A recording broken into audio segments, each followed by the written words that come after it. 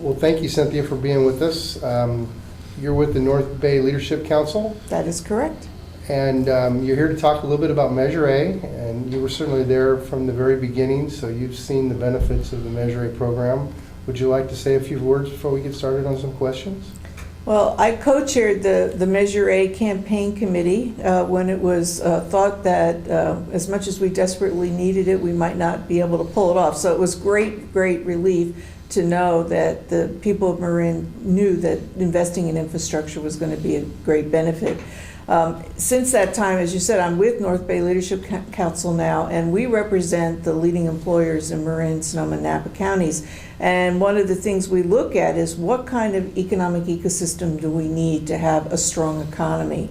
And one of the key things that Measure A did was provide that strong infrastructure to help us have the strong economy. Without Measure A, we would have never been able to get the freeway widened, to get the ramps for 580 improved, and those kinds of things are so important when you look at how can we compete economically as a region.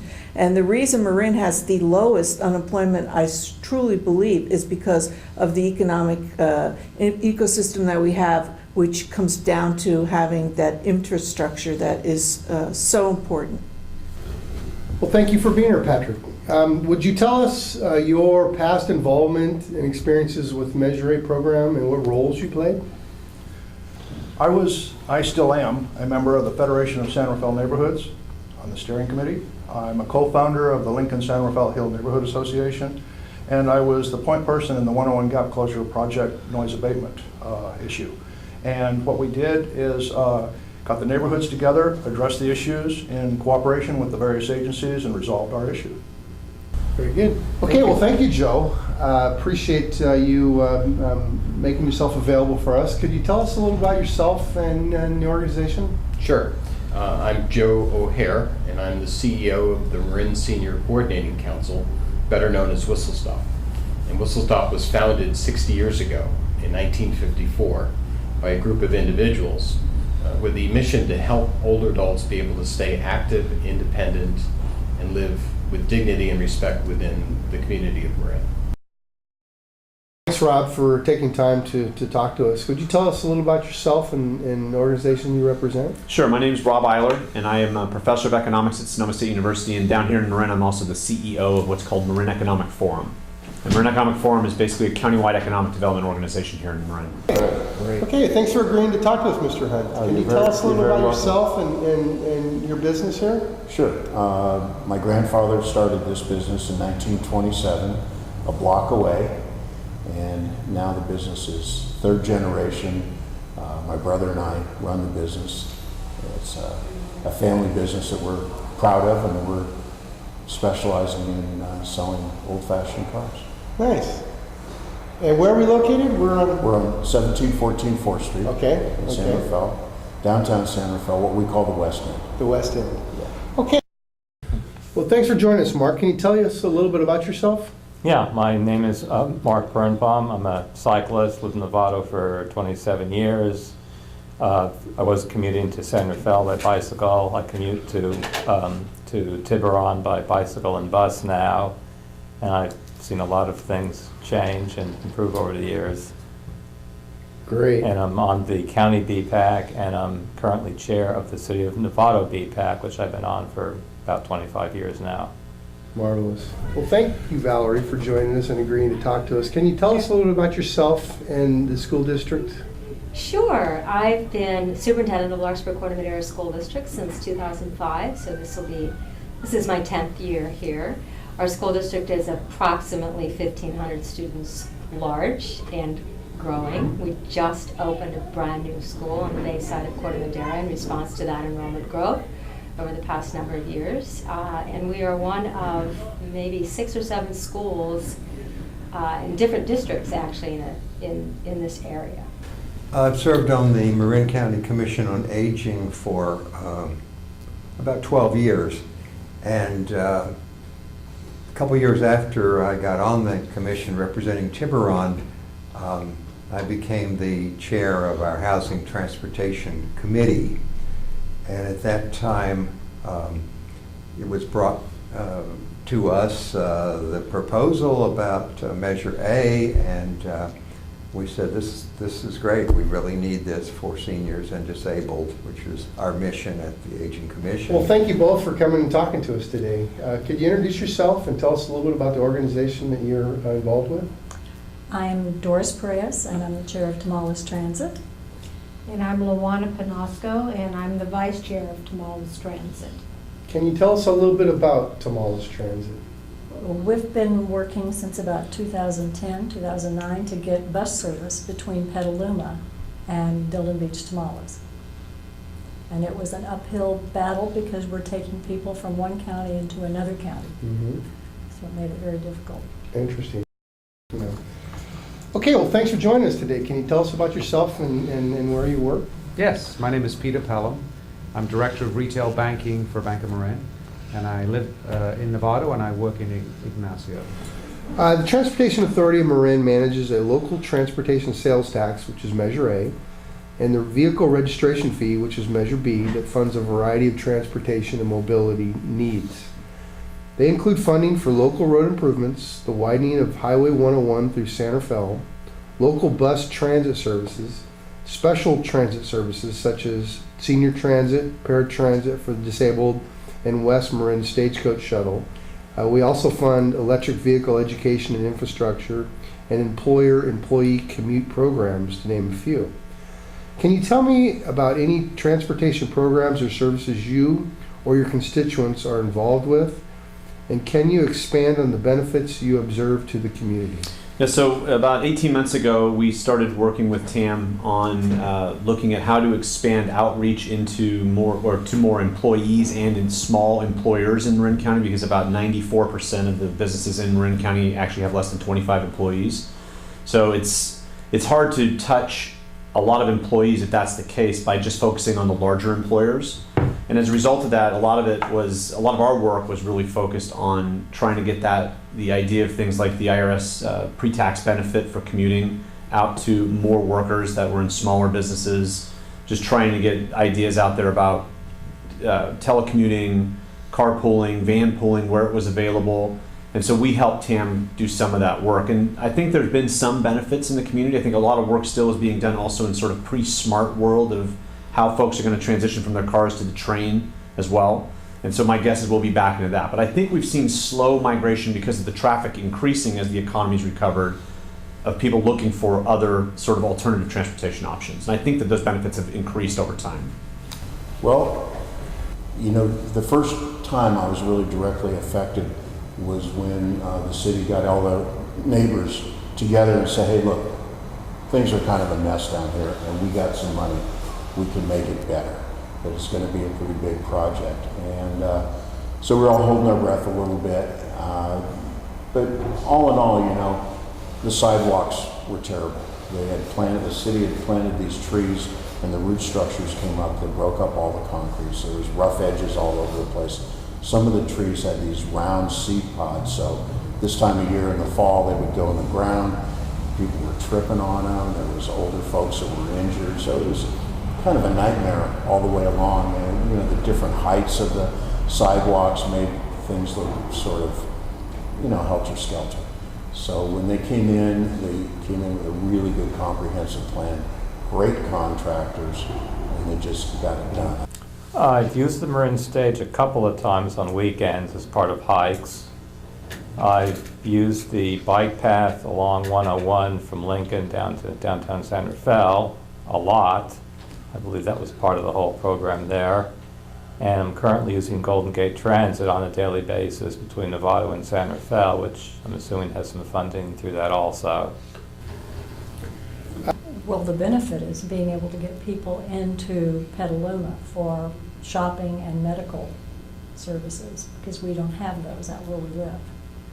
So that's been what's really been the impetus for us to try to do this. When our new minister came out in about 2009, that was the biggest complaint she heard from everyone as she went around the community, was the lack of transportation to be able to get into town. Well, I think speaking as a representative of the major employers on the Citizens Oversight Committee for Measure A and B, the biggest need that we've had has been the Highway 101 improvements. We have a number of employees that are commuting long distances, and whether it be to go to work in the morning or whether sometimes it's just going to meetings during the day, and that's been a very, very difficult situation for us to deal with as we open branches in different locations. We've actually started doing some video conferencing for employees that are too far away, so that they don't have to commute through the traffic. So it continues to be an issue. Highway 101 is not perfect, but it's certainly a lot better thanks to Measure A. Well, you know, the employers really want to be good corporate citizens. And a lot of what they're trying to do now as a means of attracting and retaining employees, but also attracting and retaining customers, is to take care of the environment and take care of the people that work for them. And one of the things that these commuter benefit programs do is allow them to help reduce greenhouse gas emissions, allow employees to get out of their cars, to get into transit, to get into carpools. So it's been very, very valuable to have that kind of investment by TAM. Well, we have been providing transportation over those 60 years since Whistle Stop started.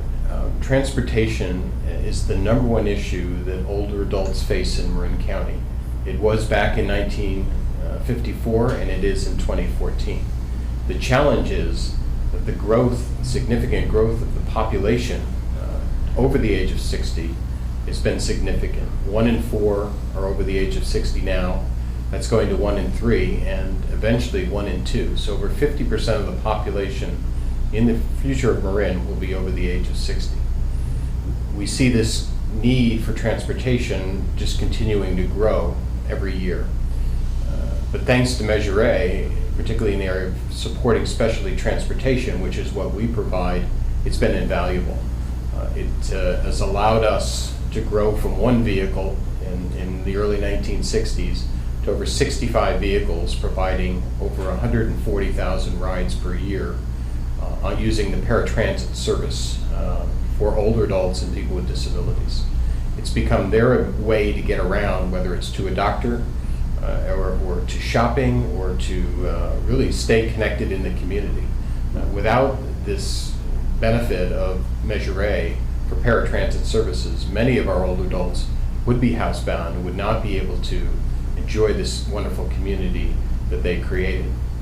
In addition to that, Measure B has allowed us to expand the options to what's called mobility management, really working on alternatives to paratransit services such as volunteer driving, catch a ride, finding other ways that we can help older adults more cost effectively and even more efficiently get to the places they need to do within this community. So a combination of Measure A supporting paratransit and Measure B supporting our mobility management programs is allowing us to address this growing demand from our older adult and disabled population.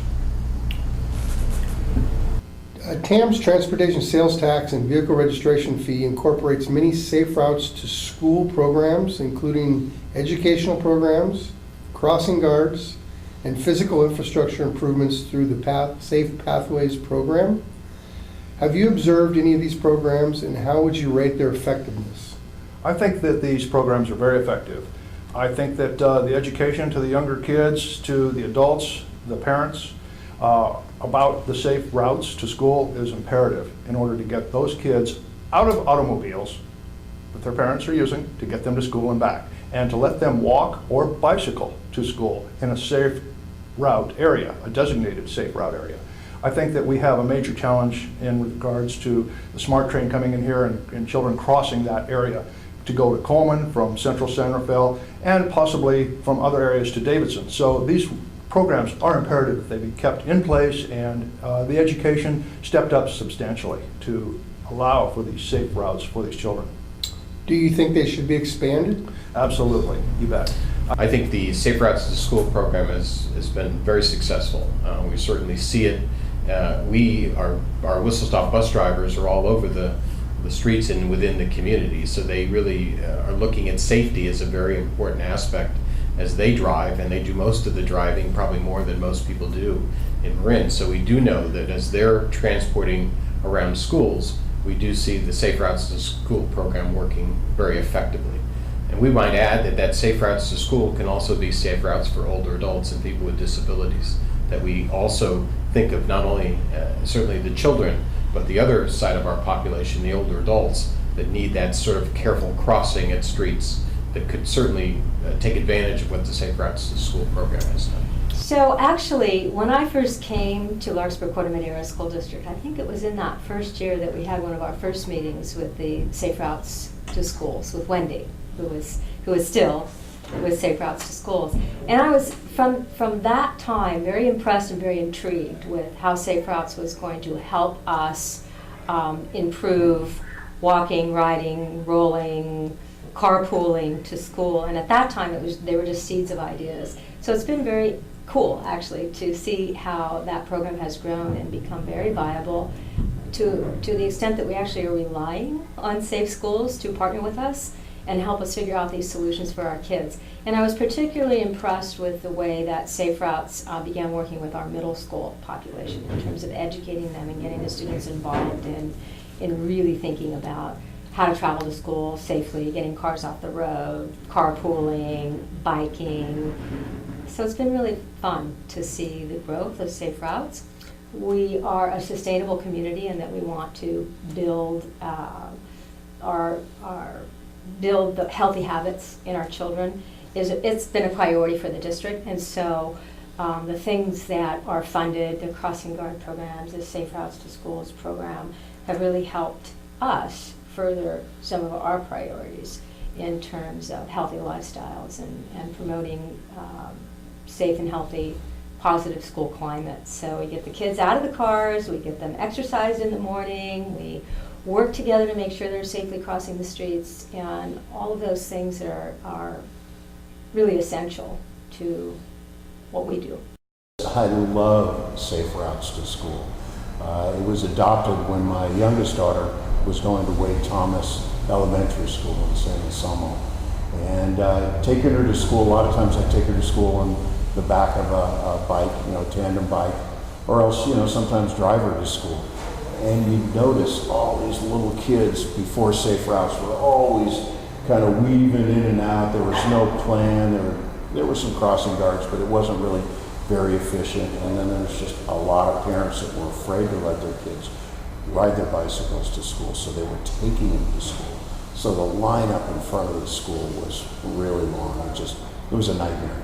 Safe Routes to School came in. They got really good people working with the kids, with the schools, with the teachers. And, within a couple of months, it was like organized. It was unbelievable. And there was, never any accidents that I heard of. I think that all in all, everybody was really happy with Safe Routes. A significant portion of the transportation sales tax and vehicle registration fees fund local transit services. Have you seen any improvement in service due to the use of these funds? Well, again, I think we would not be able to handle the increasing demand for what older adults and people with disabilities need without the Measure A funding. Obviously, this is expensive services because of the high demand and need that these people have. So without that funding and the continuation of that funding, I'm not sure what older adults would really have as a choice other than trying to use public transportation, and many of these individuals just physically can't use public transportation. We've had a relationship for quite some time with the Marin Transit District. Again, this goes back 10 years with me, in that they were providing a public bus for our students to ride from the bay side of Corte Madera to the middle school. So our students have to cross the freeway. So the 6th, 7th, and 8th graders have been taking advantage of that, who live on the bay side for quite some time. What we did was, to make that work, was we took a small amount of money that the district receives from the state, and I'm saying very small. We had about $12,000, and it was a use it or lose it situation. If we didn't use that money on transportation, it would go back to the state. So what we did was we partnered with Marin Transit District to allow us to sell passes, youth passes, to the students, and the district offsets the cost of that youth pass for parents by that amount. But the problem is, we've always been so remote in Northwest Marin that people have become independent and learned to depend on themselves or their neighbors because there was no public transportation. And now that we have it, we have to get them involved in utilizing it. Yeah, I mean, it's great because there's a bus stop like 10 feet away from us right now. So I see what's going on all the time. And as it gets closer and closer to rush hour traffic, the bus rides increase. There's a lot of bicycles that are on the buses, so people from the neighborhood don't have to drive their cars down to get them close to the bus stop. They can ride their bikes back and forth. So if you're within a half a mile or a mile, it works out really good. Nice. Well, one direct benefit is that paratransit, which Whistle Stop is the main provider of that as a contractor, has been growing its numbers of vehicles, and they're pushing about 60 now. I think that's up from 40 just not that many years ago. That program, of course, helps seniors and disabled to get around the county when they don't drive anymore, or when their family makes them give up the keys, or they're disabled. It's an excellent program, and of course it's federally mandated. If you have a bus system, you've got to have paratransit. And wonderful thing about our buses, by the way, is that all of our larger vehicles are equipped for wheelchairs and disabled people. They're either kneeling buses, or they have platforms where anybody can ride, and bicycle racks in the front. So Marin Transit has really been right up to date on getting the latest equipment. I've seen a lot of the West Marin Stagecoach here in Central San Rafael. So that means they're bringing constituents from that area here to Central San Rafael to do business or to shop or whatever. And I think that's imperative that we keep that up and that we provide that service to eliminate the single-use automobile, or should I say the single-rider automobile. If TAM's transportation sales tax is ever reauthorized, what particular areas in transportation should be funded that weren't in the original Measure A or Measure B program? I think road maintenance is always an issue, and continues to be. And highway improvements. Obviously, the big issue right now seems to be the narrows and whether we have enough to fund the finishing of that project. Well, what I'm saying might be somewhat controversial in Marin, because one of the key things for us is closing some of the gaps. So right now, we still don't have the rest of the narrows funded, and that is a huge bottleneck. And we have more and more people coming from Marin to work jobs in Sonoma. So now we need to make sure that Marin realizes we have a regional economy, and we need to make regional investments in highway improvements so we can make that entire 101 corridor a freeway, and safer and faster and better for commuters in both directions. Been more crossing guards. They're not fully covering the county. I'd like to see more help to volunteer programs in neighborhoods. We're going to be faced with this huge jump in the number of seniors over the next few years, given the aging baby boomers, and we have to be very innovative in the next go-round. If 10 years from now, when the Measure A expires, to reauthorize it, I think it's got to really focus on how we're going to get 80,000 seniors around the county versus 50,000 nowadays. So that's a big challenge, and I don't know that anybody has the one answer to that. It's probably got to be a variety of programs. I would look towards other ways that we're trying to find to move older adults. An example that we've thought of, and that happens in other states and other countries, would be to offer free fixed transportation to people over the age of 60. That may encourage those that maybe are not that accustomed to thinking of using the fixed public transit routes, but by possibly giving them a financial incentive and allowing us to train and use travel ambassadors with many of the older adults, we think we could get them to use fixed transit. So that's a possibility of an incentive, both financially and with training, to get our older adults and people with disabilities who may not be able to use public transit now onto public transit, which would be certainly, I think, a benefit to the community. Really, I'd just like to see more of what's been started. There's a lot of segments all over the county, both in the unincorporated areas and the various cities. Some of them are actually pretty good, but they're not all connected yet, so there's no continuous routes at this point. And my observation has been, just as a bike commuter going back and forth every day over the years, build it and they will come. As things are built, every time a gap is closed, I see a slight increase in people riding on a daily or a couple of times a week basis. And if all the gaps were closed, there'd be a lot more people riding than there are now. I think from the things I've been hearing and some of this work we did with TAM, it seemed like a lot of the needs were so-called last mile needs, in the sense of linking folks who might want to walk or ride their bike to a terminus that they can then grab onto public transportation and go from there either to a transportation hub that's intra-regional or move on to the ferry to get San Francisco or beyond. So it seems like that if possible, Measure A and Measure B re-up funds should be focused on how do we solve those last mile problems with the biggest bang for buck, if you will. That seemed to be what bubbled up the most with employers and employees, that if that last mile issue was conquered, it would help their choice of getting out of their car and taking some kind of alternative form of transportation. You and I were speaking a little bit about recruitment of employees. Could you expand on that a little bit?